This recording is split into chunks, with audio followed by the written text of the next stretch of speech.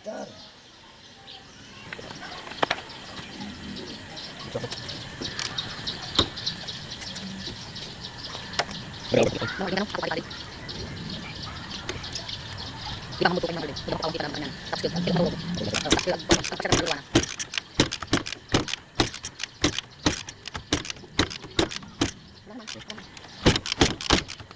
Ang ganda rin ako.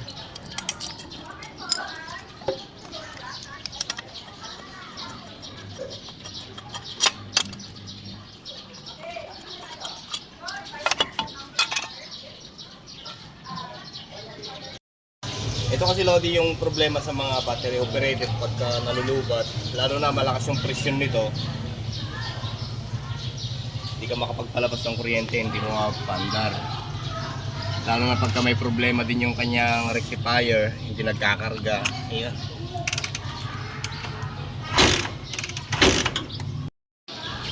So nagsubok tayo, bali battery operated na itong motor na to.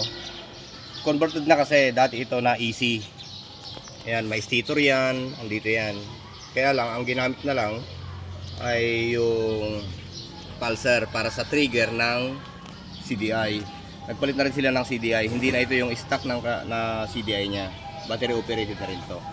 Kung titignan mo dito ay malakas na yung kuryente nya. Yan ang problema ng battery operated.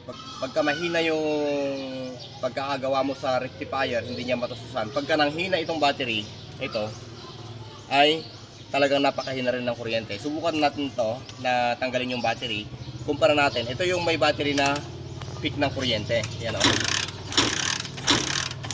Napakalayo ng kuryente niya. Pero pagka yung sarili niyang rectifier ang ginamit natin, tinanggal natin yung battery, paisa-isa lang. Malakas siya pero paisa-isa lang. Kaya pagka nalubat yung battery, nahihirapan ka mag-start. Kailangan maski paano magkalaman yung dating battery nito para madali mong paandarin. Lalo't 155 to, napakahirap paandarin to pagka hindi buo yung kuryente niya. Ngayon, susubukan natin, kakabit natin yung kanyang spark plug. Pero sa mga na-convert ng o nakapag-convert ng battery operated, kung minsan nagtataas sila o naglalakas sila ng light coil.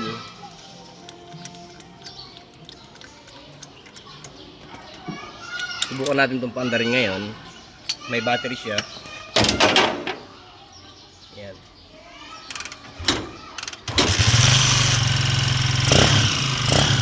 So, tatanggalin natin yung battery.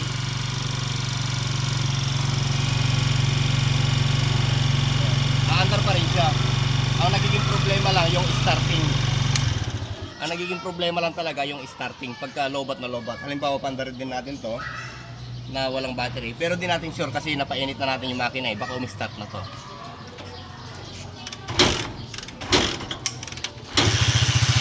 Umi-start na, napainit na natin yung makina. Ibig sabihin, naalis na natin yung mga naipon na deposito na hindi na lutong gasolina dito. Ayan. Kasi siguro, ay hindi nila mapaandar, paandar sila ng paandar, redondo sila ng redondo, eh mahina naman magbigay ng kuryente. Kaya yung mga gasolina na napupunta, na nasisipsip ng makina na galing dito sa carburetor, ay naipon dito. So nung napa-start natin siya ng may battery, na-wash out niya yung mga nakadeposito dito na hindi nasunog na gasolina. Kaya ngayon, aandar na siya kahit wala siyang battery.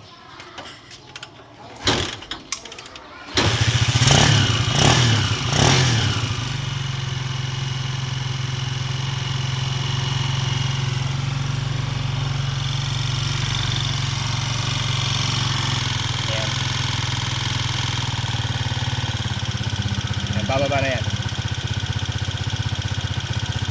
Kung makikita nyo dito Lodi, mayroon siyang spark dito sa charging. Ibig sabihin, good pa naman yung charging niya, nagkakarga pa naman.